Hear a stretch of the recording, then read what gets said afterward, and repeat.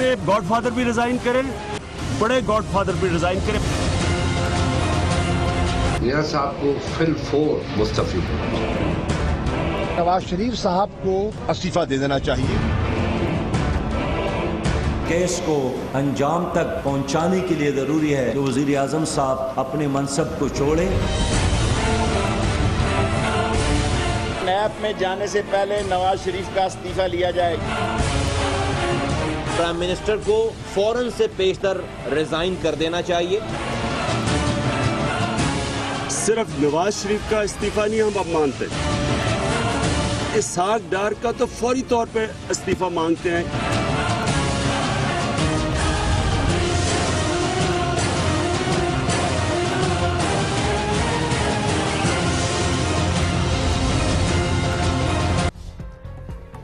بسم اللہ الرحمن الرحیم، السلام علیکم ناظرین، دنیا نیوز پر آپ دیکھ رہے ہیں پروگرام نقطہ نظر۔ میں ہوں آپ کا میزبان محمد اجمل جامی، میرے ساتھ تشریف رکھتے ہیں مجیب الرحمان شامی صاحب۔ شامی صاحب، Panama J I T report پیش ہوئی اور اس کے بعد کی جو سیاسی صورتحال ہے ڈیفینیٹلی آج ہمارے پروگرام کا وہی موضوع بحث ہوگا اس میں، کیونکہ آپ دیکھ رہے ہیں حکمران جماعت کی بھی پریس کانفرنسیں ہوتی ہیں اور تحریک انصاف کے دوست بھی پریس کانفرنس کرتے ہیں۔ پھر اب آج ہم نے دیکھا کہ جاوید ہاشمی صاحب بھی بولے ہیں، انہوں نے مشورے بھی دیے ہیں اور کچھ لوگوں کو مخاطب بھی کیا ہے۔ لیکن سب سے پہلے سر بات ہم کرنا چاہیں گے آج اس موضوع سے ہٹ کر ایک اور بہت اہم خبر جس کو ڈسکس نہیں کیا جا سکا، کل تو ہمارا پروگرام ہو نہیں سکا۔ جو ڈی پی او قلعہ عبداللہ تھے ساجد محمد صاحب، وہ چمن سے گزر رہے تھے ایک سڑک سے، بوگرا روڈ سے، سوموار کے دن خودکش حملہ ہوا، شہید ہو گئے۔ وہ شہید ہوئے اور یہ جے آئی ٹی کے ہنگامے میں کچھ ان کا ذکر بہت کم ہو سکا جی، اور ایک بڑی المیہ کی بات یہ ہے کہ ان کی میت جو ہے وہ بائی روڈ لائی گئی بلوچستان سے خیبر پختونخوا میں، کیونکہ ان کا تعلق خیبر پختونخوا سے تھا۔ تو نہ تو بلوچستان کی حکومت نے، نہ خیبر پختونخوا کی حکومت نے اور نہ وفاقی حکومت نے اس کے لیے کوئی ہیلی کاپٹر فراہم کیا اور نہ کوئی دوسرا کوئی طیارے کا انتظام کیا، اور وہ سڑک پہ آپ اندازہ لگا سکتے ہیں کہ کتنا چلنا پڑا ہوگا، کتنا وقت لگا ہوگا۔ اور جسد خاکی اس میں موجود ہے، ان کا جسد خاکی جو ہے سڑک کے راستے کئی گھنٹے کی مسافت طے کر کے خیبر پختونخوا پہنچا، اور یہ ہماری جو صوبائی حکومتیں ہیں ان کی اس بے حسی کی جتنی مذمت کی جائے کم ہے، اگرچہ کہ انہیں الوداع پورے شان و شوکت کے ساتھ کیا گیا، اعزاز کے ساتھ کیا گیا، سب یعنی اکابرین موجود تھے وہاں، اور وہ ظاہر ہے ان کا لہو جو ہے اس کو ہم خراج تحسین خراج عقیدت پیش کرتے رہیں گے، لیکن یہ جو کوتاہی ہے یہ بھی بڑی قابل مذمت ہے۔ بالکل ٹھیک ہے سر، اب آ جاتے ہیں موجودہ سیاسی صورتحال کے حوالے سے جو اہم سوالات ہیں جو گردش کر رہے ہیں اور جن کا جواب بالخصوص آپ کہ یہاں سے سننا لازم ہو چکا۔ وزیر اعظم صاحب کے جو استعفے کے مطالبات ہیں اور باتیں کی جا رہی ہیں، متبادل قیادت کا ذکر کیا جا رہا ہے وغیرہ وغیرہ، اور پاکستان مسلم لیگ نون اس موجودہ صورتحال سے کیسے نکل سکتی ہے، آپشنز کیا ہیں، یہ سب زیر بحث آئیں گی۔ لیکن سب سے پہلے ذرا یہ نہ دیکھ لیں، آج ملتان میں جاوید ہاشمی صاحب مخاطب تھے، بڑی طویل پریس کانفرنس کی انہوں نے، ذرا دیکھتے ہیں انہوں نے کیا کہا۔ بند کریں تماشا، میں میاں نواز شریف صاحب سے بھی ان کی مرضی ہے استعفیٰ دے نہ دیں، لیکن میں کہوں گا کہ وہ اپنی پارٹی کے کسی کو بنا دیں۔ بہت اچھے لوگ ہیں اس میں، چودھری نثار ہے، حسن اقبال ہے، اور بھی لوگ موجود ہیں جو اس قابل ہیں۔ عمران خان نے کہا تھا کہ یہ چیف جسٹس چلا جائے گا تو بعد میں جو جج آئیں گے وہ حکومت توڑ دیں گے، وہ پارلیمنٹ کو توڑ دیں گے۔ کبھی سرزمین دنیا پر کوئی عدالت بتا دو جیسے جے آئی ٹی بنائی، اب بن گئی ہے تو اس کو آپ بار بار اشارے دے رہے ہیں، لائن دے رہے ہیں، سیسیلین ہے، یہ سیسیلین مافیا ہے۔ جب آپ نے کہہ دیا تو رہ کیا گیا؟ آپ نے تو فیصلہ سنا دیا، آپ نے تو ان کو مسلط کر دیا، آپ نے فیصلہ، گاڈ فادر ہے، آپ نے تو کر دیا، وہ ہوں گے ہی گاڈ فادر، وہ ہوں گے سیسیلین، شاید میں بھی آپ سے ایگری کر جاؤں، لیکن آپ جج ہیں، جج احتیاط کرتے ہیں۔ اس ملک میں सुप्रीम कोर्ट ने बेशुमार दफ़ा गलतियाँ की हैं। ये जनरल वहाँ क्या कर रहे हैं? पाकिस्तान का एटमी प्रोग्राम के वहाँ से राज लेके आना चाहते हैं। हमारी ISI के जितने सरबराह हैं वहीं बैठे, जायदादें इतनी हैं, कोई न्यूजीलैंड में है, कोई ऑस्ट्रेलिया में है, कोई दुबई में है, सारे जनरल, उनसे कोई पूछ सकता है? मुझे बताएं। सादिक उल अमीन और अमीन कोई नहीं है, कोई जज नहीं है, सुप्रीम कोर्ट का कोई एक जज नहीं है, कोई जनरल नहीं है, कोई सियासतदान नहीं है। मैं भी गुनाहगार हूँ। सिर्फ एक ज़ात है सादिक और अमीन की, वह है रसूल मकबूल सल्लल्लाहु अलैहि वसल्लम। हम तो परवेज़ मुशर्रफ के खिलाफ भी बात नहीं कर सकते, उसको कोई सजा दे सकता है? जनरल रहील आ गया था, वो चला गया बाहर। वो भगोड़ा जो है पहले दिन से भगोड़ा था, एज लेफ्टिनेंट भी भगोड़ा था, अब भी भगोड़ा है। अच्छा, फिर इस प्रेस कॉन्फ्रेंस के बाद मैंने इनसे टेलीफोन पर गुफ्तगू की और गुजारिश की कि जनाब प्रोग्राम में तशरीफ़ लाइए ताकि कुछ समझ सकें मज़ीद आपके जो खिताब था उसके हवाले से कि कहना क्या चाह रहे हैं, मुखातिब किसे कर रहे हैं। तो उन्होंने कहा जो कहना था वो मैं प्रेस कॉन्फ्रेंस में कह चुका हूँ, मज़ीद अब किसी प्रोग्राम में नहीं जाऊँगा मैं। देखिए, जावेद हाशमी जो है ना, अब एक ये स्टेटस उनका हो चुका है, उनको आप कौम का ज़मीर कह सकते हैं। यानी जब वो बोलेंगे तो किसी रायत के बगैर बोलते हैं, किसी सियासी वाबस्तगी से बालातर होकर बोलते हैं, और फिर बेदरेग बोलते हैं और जो मुंह में आता है बोल देते हैं। बोल दिया आज उन्होंने, और आज जो बातें उनको कही हैं वो बहुत गौर तलब है और तवज्जो तलब है। अब एक ऐसा शख्स जिसने अपनी जिंदगी में सियासी वाबस्तगी निभाई भी हो और फिर उसे कुर्बान भी किया हो आला तल मकासद के लिए, दो बार। तो बहरहाल उनकी राय से आप इख्तलाफ कर सकते हैं, लेकिन उनकी जुर्रत जो है, तो जब यूनिवर्सिटी में थे उस वक्त भी नारा लगता था एक बहादुर आदमी, हाशमी हाशमी हाशमी। तो जो बातें उन्होंने कही हैं, हम सबको इस पर गौर करना चाहिए, हमारे अदारों को, हमारी पूरे समाज को, और हमें चीज़ों को संभालना चाहिए, चीज़ों को बखेरना नहीं चाहिए। कह रहे थे कि नवाज शरीफ साहब भी मुझसे कभी खुश नहीं थे, नाराज़गी हमेशा रहे, और इमरान खान साहब से भी कई मामलात पर फिर इख्तलाफात पैदा हो गए। क्या वजह है कि दोनों पार्टियों में गए, दोनों पार्टियों के सरबराहान से कुछ बनी नहीं? असल में जो दिल में आता था कह देते थे, और ये बातों पे पसंद नहीं आती, तो ये बात जो है गरां भी गुजर जाती है। तो मगर ऐसे लोग होने चाहिए हर जमात में, ऐसे लोग उसकी रौनक होते हैं और उसको, उसका अंदर एक जज्बे को जिंदा रखते हैं और बेधड़क जो तनकीद कर सके। हजरत अली रज़ी अल्लाह ताला अन्हु जब इस दुनिया से रुखसत हुए तो उनकी ताज़ियत करते हुए हजरत आयशा ने कहा, ऐ लोगों, इसका मातम करो, तुम्हें टोकने वाला दुनिया से रुखसत हो गया। तो जो टोकने वाला है ना, और किसी की परवाह न करने वाला और किसी से न डरने वाला, वो कौमों की ज़रूरत होता है, वो जमातों की भी ज़रूरत होता है, और मुआशरों की भी ज़रूरत होता है।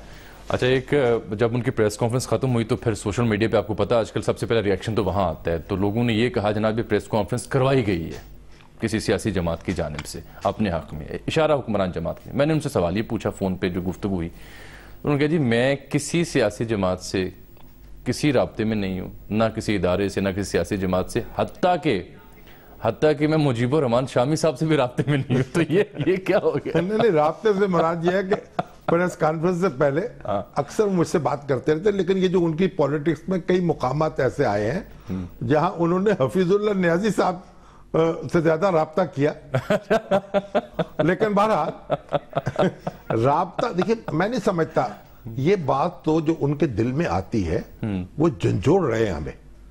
तो जो बड़े बड़े बुलंद मनासिब पर बैठने वाले लोग हैं, उन सबको यहाँ वक्त आया है पाकिस्तान में, हमको अपने अपने गिरेबान में मुंह डालकर देखना चाहिए। अच्छा, मैंने उनसे गुजारिश की कि दूसरों के गिरेबान की जो तलाशी है उसका तो बहुत शौक हो चुका है, लेकिन अपने अपने गिरेबान को अगर ढूंढ तलाश करें, उसमें मुंह डालें, तो काफी मेरा ख्याल है غور کا مقام ہوگا. تو میں نے کہا جی یہ تو بڑے اپنے سخت جملے بھی کچھ ارشاد کیے ہیں تو کہیں توہین کا معاملہ نہ نکل آئے. تو کہنے لگے میں تو چاہتا ہوں جی مجھے بلایا جائے تاکہ میں اپنے بیان کی ذرا مزید وضاحت کر سکوں, اور اس کے جرم کے ارتکاب میں اگر مجھے جیل بھی بھیجا گیا تو جیل کون سی مجھ سے روٹھی ہوئی ہے؟ نہیں, اب اس مقام سے گزر چکے ہیں کہ جہاں ان کو کوئی نوٹس جاری ہو. دیکھیں ایک بات انہوں نے بہرحال اب اس پر زیادہ ہم تبصرہ نہ کریں, وہ جو بات وہ کہہ چکے ہیں وہ اپنے اوپر خود تبصرہ ہے, اور اس لیے ہم ان کو ایک سلام محبت پیش کرتے ہوئے آگے بڑھ جاتے ہیں. بالکل ٹھیک ہے. وہ بہرحال انہوں نے کہا یہ آخری پریس کانفرنس میں نے یہ نہیں کی اس موضوع پر. ہاں اس موضوع تاثر یہ ہو گیا تھا گویا سیاست سے ریٹائر ہو رہے ہیں اب جو ان کا آخری نہیں اس موضوع پر آخری نہیں, یہ کہا کہ اس موضوع پر حرف آخر ہے. حرف آخر. اچھا جو انہوں نے مشورہ دیا وہی ہمارا اگلا موضوع ہے. ٹھیک. انہوں نے کہا جی کہ اور بھی بڑے قابل بندے ہیں پارٹی میں تو ان کو دے دیں عہدہ اپنا, وزیر اعظم صاحب. ان کا وزیر اعظم اگر مستعفی ہو جائے تو بہتر ہوگا, تو وزیر اعظم اس بات پر غور کر لیں. مگر یہ انہوں نے تو مشورہ دیا ہے نا, لیکن جو اپوزیشن لیڈرز ہیں وہ لیڈر مطالبہ شاہ صاحب ہے اور سب بھی اب ہم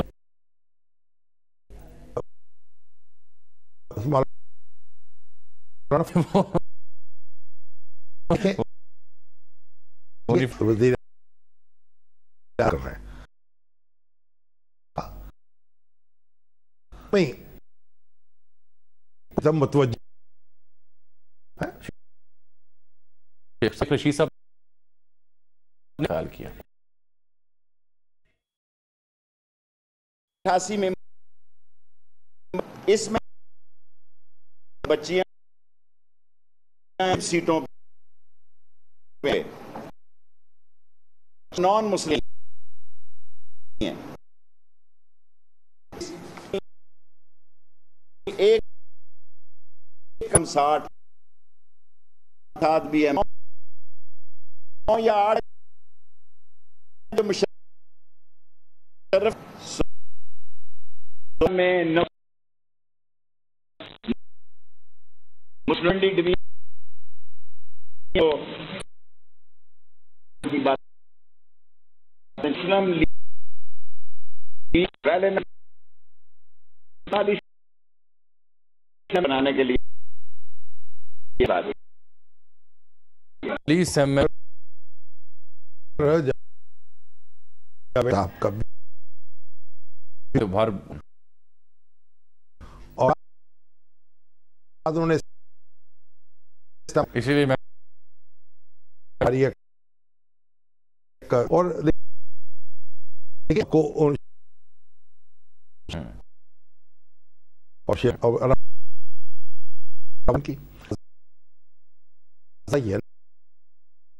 میں کو بغاوت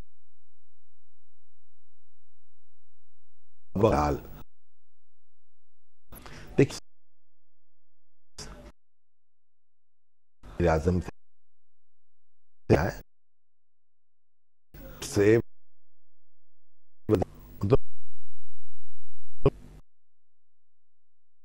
کی اور قومی اسمبلی میں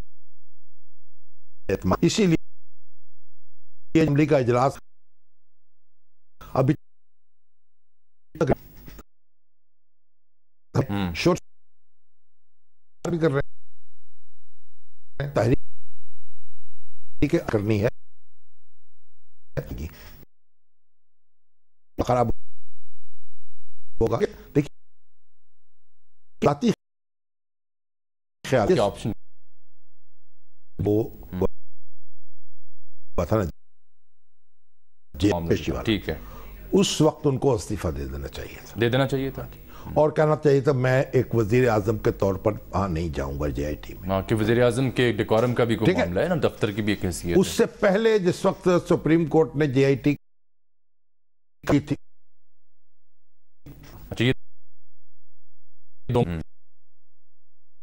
یہ ہے کہ میں قانون اور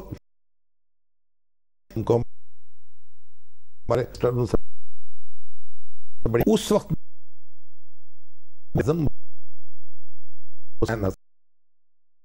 پٹیشن ڈالتے ایک تو جو اس پر جی آئی اس میں جو کہ اور اس ان پر مگر وہ مسلم لیگ میرا خیال آ گئے ہیں ہمیں کورٹ میں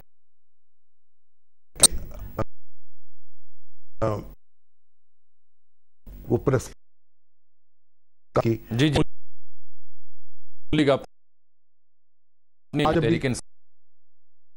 آرٹیکل کا چھپا انہوں نے کہا یعنی شکل خزانہ کو لگایا ذاتی کا انہوں نے لیکن میں چاہتا اگر ہے تو پلٹ بھی ہو یہ کام ان سے نپٹتا ہوں کہ جب آ جائے فیصلے کا تو مسلم موقف جو بڑے وزیر اعظم اور ابھی تک گئی یہ بات میں سمجھتا ہوں ان کو کریے حسن سے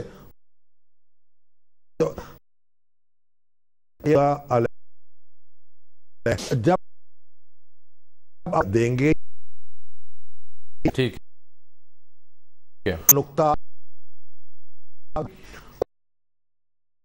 پھر ایک بات کنکلوڈ کر لیں ہم اس کو دیکھیے بات یہ ہے کہ یہ فیصلہ ہمیں یہ بات سمجھنی چاہیے جے آئی ٹی کی رپورٹ کیا ہے جے آئی ٹی کی رپورٹ ہے ایک سمجھے ایک تفتیش کار جو ہے جیسے ایک ایس ایچ او جو ہے اس کی فائنڈنگ وہ ایک فائنڈنگ کر کے کسی مقدمے میں ایف آئی آر کے بارے میں یا چالان مرتب کرتا ہے اس طرح کی چیز ہے یہ پھر تو مقدمہ چلتا ہے اب اگر دیکھیے اگر ہم اس کو ہمارے یہ کہا بلاول بھٹو نے کہ جناب یہ تو قانونی طور پر بھی اب ہم یہ مطالبہ کرنے پہ مجبور ہو گئے مجھے حیرت ہوئی کہ عزیزم بلاول بھٹو نے کہا نہیں قانون کہاں پڑا ہے دیکھیے اگر ہم ایک بریک لے لیتے ہیں اوور ہو گئے ہمارا ٹائم آگے چلا گیا ایک بریک کے بعد یہ بحث شامی صاحب جو کنکلوڈ کرنا چاہ رہے ہیں اس پر ہم مزید بات کریں گے اور بالخصوص یہ کہ جو 4 رکنی وکلا کی ٹیم تشکیل دی ہے اس کیس کو لڑنے کے لیے پاکستان مسلم لیگ نون نے اس کے لیے کتنا مشکل ہوگا جے آئی ٹی کو چیلنج کرنا سپریم کورٹ میں اور شامی صاحب جو نثار صاحب کے حوالے سے بھی 2-3 بڑے اہم سوال ہیں اس کا جواب بھی آپ سے جانیں گے ایک بریک کے بعد ناظرین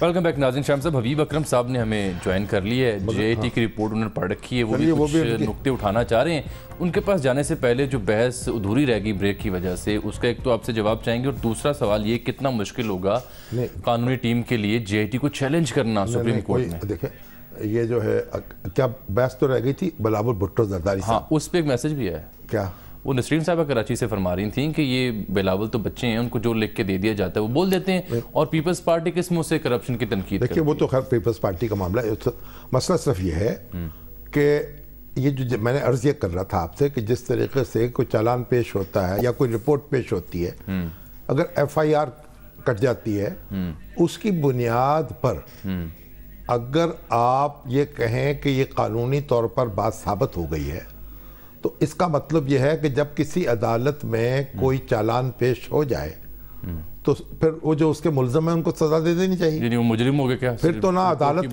پھر عدالتوں کی ضرورت ہی نہیں رہے گی ملک میں تو جے آئی ٹی جو ہے اس کے خود بھی آخر میں انہوں نے لکھا ہے کہ احتساب کورٹ کے اندر معاملہ ریفر کیا جائے تو سپریم کورٹ جو ہے غالب امکان یہ ہے کہ وہ اس کو ریفر کرے گی اور پھر جب فیصلہ آئے گا عدالت کا ورڈکٹ آ جائے گا اس کے بعد ہم اس JIT کی پوزیشن اور ہوگی. اس وقت اس کی پوزیشن ایک ابتدائی رپورٹ کی ہے. ٹھیک ہے, اس سے جڑا ایک اور سوال, جو 62-63 کا معاملہ ہے, نااہلی کا معاملہ ہے, وہ اس رپورٹ کی روشنی میں اس پر تو سپریم کورٹ فیصلہ کر سکتی ہے؟ نہیں, پہلے آپ دیکھیں, فیصلہ تو سپریم کورٹ ہر کر سکتی ہے. سپریم کورٹ جو چاہے فیصلہ کر سکتی ہے, اس کو آپ روک نہیں سکتے. لیکن بنیادی بات یہ ہے کہ نااہلی کے لیے ضروری ہے کہ پہلے یہ ثابت تو ہو جائے نا, صادق اور امین آپ نہیں رہے. یہ پہلے اگر قانون کی عدالت میں ثابت ہو جائے یہ بات, تبھی آپ کارروائی کریں گے نا. چلیں, ٹھیک ہو گیا. اچھا, مگر ایک بات سن لیجئے. ہاں جی. آپ کیونکہ جو ججز کی بھی بات کی ہے انہوں نے, تو یہ دیکھیے, جن صاحب نے اس کو گاڈ فادر کہا اور مافیا کہا, وہ جج صاحب جو تھے ان کا ایک شریف خاندان سے ایک ذاتی قسم کی خاندانی بدمزگی بھی ہے. ٹھیک ہے. اور اگر اس پر اعتراض کرتے اس وقت اہل خاندان, شریف خاندان, تو شاید وہ بینچ میں نہ بیٹھتے. ویسے میری ذاتی رائے تو یہ ہے کہ اس پس منظر میں ان کو بیٹھنا نہیں چاہیے تھا خود بھی. لیکن انہوں نے جو انہوں نے غور کیا, نہ انہوں نے غور کیا. انہوں نے تو میرے خیال غور کیا. اچھا. اور پھر ان کا فیصلہ بھی اس بات کی شہادت دے رہا ہے کہ خوب اچھی طرح غور کیا. ٹھیک ہے. چلیں, بہرحال اس پہ میرے خیال آگے بڑھتے ہیں. آگے بڑھیں. آگے یہ بڑھنا ہے کہ 3 مشاورتی اجلاس ہو چکے ہیں وزیر اعظم ہاؤس میں, رفقا کے ساتھ, قانونی ماہرین کے ساتھ, سیاستدانوں کے ساتھ. ان تینوں اجلاسوں میں جو اسلام آباد سے مجھے آج خبریں ملیں, بار بار میں نے کئی سورسز سے چیک کیا, چوہے نثار صاحب نہیں تھے. پہلی بات تو یہ ہے کہ بہت سنجیدہ معاملہ ہے. آپ نے یہ سوال کیا تھا کہ جی کتنا مشکل ہوگا. وکیلوں کے لیے کچھ مشکل نہیں ہوتا. وکیل کا ہے کہ وکیل اس لیے ہوتے ہیں, وہ دلیل لاتے ہیں اور دلیل اپنی قائم کرتے ہیں. قانون کے اندر بہت گنجائش ہوتی ہے. اور ویسے بھی وکیل کبھی ہارتا ہے بقول نعیم بخاری صاحب, جو کہتے ہیں کہ موکل ہارتا ہے. لیکن بہرحال, اور خواجہ حارث صاحب بہت قابل وکیل ہیں, ان کی سربراہی فوجداری معاملات کے بھی اور دوسرے معاملات کے بھی. تو وہ اپنی ایک بات. دوسری بات, یہ اتنی جو مشاورت ہو رہی ہے, یہ سب سے بڑا چیلنج ہے نواز شریف صاحب کا اور ان کے خاندان کے لیے, ان کی جب سے وہ سیاست پہ آئے ہیں, کہ اور اس طرح کی تلاشی ان کی JIT نے لی ہے جو آج تک کسی کی نہیں لی گئی. ان کے جو مرحوم والد ہیں وہاں سے معاملہ شروع ہوا ہے. اور دیکھیے, مرحوم والد جو ہیں وہ تو نہ اپنا دفاع پیش کر سکتے ہیں, نہ وہاں کو سامنا کر سکتے ہیں. اب یہاں یہ بحث یہ ہوئی کہ جو عمران خان صاحب کے والد ہیں مرحوم اکرام اللہ خان نیازی, اب وہ بھی زیر بحث آ گئے. اب کئی لوگ ان کے اوپر بھی تنقید کرتے ہیں, اور ایک صاحب, میں تو دانیال عزیز کو دیکھ رہا تھا, وہ کہتے ہیں وہ تو SDO تھے اور کرپشن کے الزام میں ان کو سزا دی گئی. نہیں, غلط بات. وہ میاں محمد شریف بھی اپنی جگہ بڑے نیک نام شخص تھے, اور اکرام اللہ نیازی SC تھے, SC, اور وہ نہیں تھے, اور ڈاکٹر مبشر حسن کے کلاس فیلو تھے. اسی زمانے میں انہوں نے وہاں سے یعنی انجینئرنگ کی اعلیٰ تعلیم حاصل کی انگلینڈ میں, اور ڈاکٹر مبشر حسن جو تھے انہوں نے وہیں اس زمانے میں PhD کی. اور مبشر حسن نے کہا, مبشر حسن سیاست میں آ گئے, وہ اپنی نوکری چھوڑ کے کاروبار میں آ گئے. جب کالا باغ کی حکومت آئی تو کالا باغ کے ساتھ کیونکہ ان کا درینہ ایک مخاصمت تھی, اور انہوں نے اس دور میں اپنی نوکری چھوڑی. وہ ایک باوقار شخص تھے, دیانتدار شخص تھے, ہاں جی, اور بزنس مین تھے بڑے.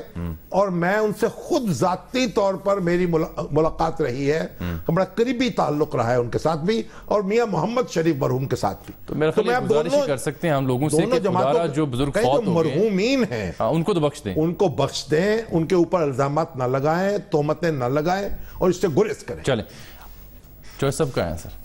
چودھری نثار علی صاحب یہی ہیں, اسلام آباد میں ہیں. لاہور بھی مجھے معلوم ہوا تھا کہ لاہور بھی کچھ وقت گزارا ہے انہوں نے آ کے. تو دیکھیں, چودھری صاحب جو ہیں ایک اپنی طرز کے شخص ہیں.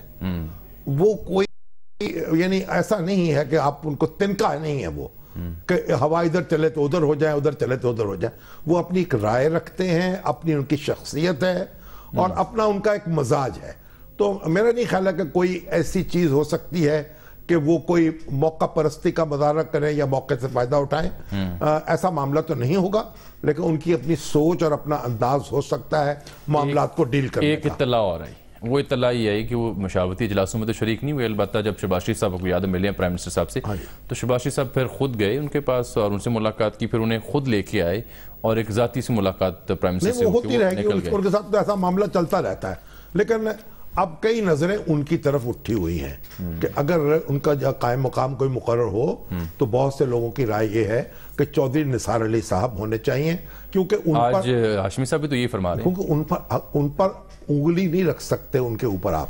اور کیا آپشنز ہیں؟ اچھا، اور بھی دوسرے، حسن اقبال صاحب کا بھی نام لیا، جاوید ہاشمی صاحب، شاہد خاقان عباسی صاحب کی بھی بات ہو شیخ رشید صاحب بھی کہہ رہے ہیں۔ دیکھیں اصل بات یہ ہے کہ پہلی بات یہ وزیر اعظم شہباز شریف صاحب کا آپشن نہیں، وہ تو اس وقت ایم این اے نہیں ہے نا، تو قائم مقام وزیر اعظم تو وہی ہو سکتا ہے جو ایم این اے ہوگا۔ نہیں، مستقبل میں آگے نہیں، وہ تو مستقبل کی، اس وقت تو مستقبل قریب کی بات ہو رہی ہے، مستقبل بعید کی بات نہیں ہو رہی، اور اسحاق ڈار صاحب بھی نہیں ہو سکتے کیونکہ سینیٹر ہیں۔ تو بہرحال دیکھیے، پہلی بات تو یہ کہ وزیر اعظم یہ فیصلہ کرے یا مسلم لیگ کی پارلیمانی پارٹی یہ فیصلہ کرے، اور یہ میرا خیال ہے کہ اب سپریم کورٹ کی جو اب ہیئرنگ ہوگی اس میں دیکھنا یہ بھی پڑے گا کہ آیا یہ درخواست دی جاتی ہے کہ لارجر بینچ بنا دیا جائے اس معاملے پہ اور کرنے کے لیے، یا فل کورٹ بیٹھے۔ اب ضروری تو ہے کہ بہت سے نکات ایسے ہیں، شنید یہ ہے، ہمارے رائے شانور صاحب فرما رہے تھے کہ شنید یہی ہے کہ لارجر بینچ کی درخواست دی جائے، مگر اب دیکھتے ہیں اس میں ہم کچھ کہہ نہیں سکتے۔ بہرحال یہ فیصلہ کرنا ہے وزیر اعظم کو خود، مسلم لیگ کی پارلیمانی پارٹی کو، اور اس وقت تک ان کی گرفت جو ہے اپنی پارٹی پر پوری طرح قائم ہے، اور کوئی اس کے اندر ایسی چیز نہیں ہے جس سے آپ سمجھے کوئی رکھنا پڑ رہا ہے یا شگاف پڑ رہا ہے۔ چلیں ایک بریک لیتے ہیں حبیب صاحب، ایک اور بریک کا انتظار کریں حبیب اکرم صاحب، آپ کے پاس اس بریک کے بعد آتے ہیں، ملتے ہیں ناظرین اس چھوٹی سی بریک کے بعد۔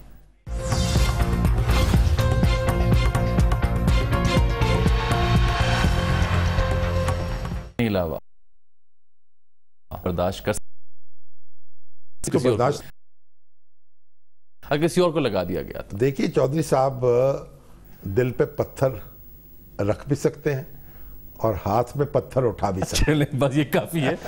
السلام علیکم حبیب صاحب۔ لیکن میں مسلم لیگ کا جو وسیع تر مفاد ہے نا، اس کو وہ ہمیشہ پیش نظر رکھیں گے۔ ٹھیک۔ اچھا، اب یہ جو خالد لودھی صاحب نے برطانیہ سے مجھے کہا کہ آپ نے آج بہت متوازن گفتگو کی ہے، تو لودھی صاحب ہم تو ہمیشہ کوشش کرتے ہیں متوازن گفتگو کرنے کی، ہم فتوے جاری نہیں کرتے، اور جو معاملے عدالتوں میں ہوں ان کا فیصلہ عدالتوں میں ہونا بھائی چاہیے۔ فرق ہے ہماری دکان کا اور دیگر دکانوں کا کہ ہم فتوے جاری نہیں کرتے۔ ہماری تو دکان نہیں ہے، ہماری تو خانقاہ ہے۔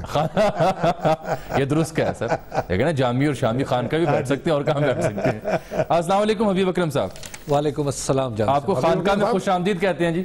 جی بہت شکریہ، میں بھی اس خانقاہ کا ایک درویش رہا ہوں۔ ہاں ماشاءاللہ، نہیں جی آپ تو درویشی بھی عیاری ہے، سلطانی بھی۔ اچھا، آپ تو میں نے سنا ہے کہ رٹا لگا رہے تھے اور آپ نے پوری جے آئی ٹی رپورٹ پڑھ لی ہے، تو میں نے کہا دیکھیں کہ کوئی چوندی کو بات آپ سے سن لیں۔ شامی صاحب، یہ جو رپورٹ ہے یہ بنیادی طور پر اس کو پڑھنے کے بعد یہ اندازہ ہوتا ہے کہ اس کے 3 کارڈنل پوائنٹس ہیں، 3 بنیادیں ہیں جن کے اوپر یہ کھڑی ہوئی ہے۔